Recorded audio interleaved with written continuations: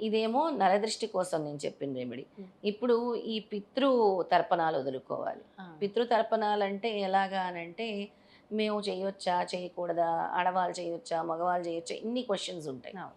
ఎవరైనా సరే మీ ఇంట్లో మగవాళ్ళు రేపు ఉదయాన్నే మీరు పిండ తర్పణాలు కాకుండా పితృ తర్పణం అంటారు దీన్ని.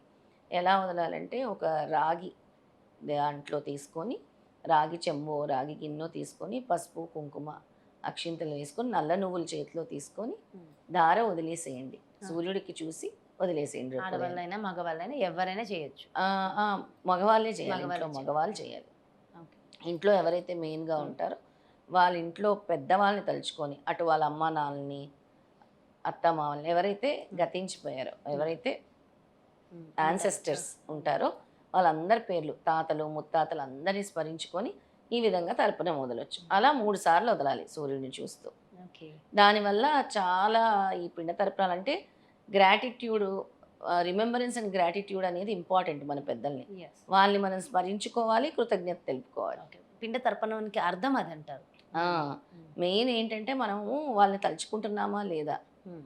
అండ్ మనం పెట్టేది ఏదైనా అమావాస్య రోజు ఏ పదార్థం పెట్టినా వాళ్ళకి అందుతుందది.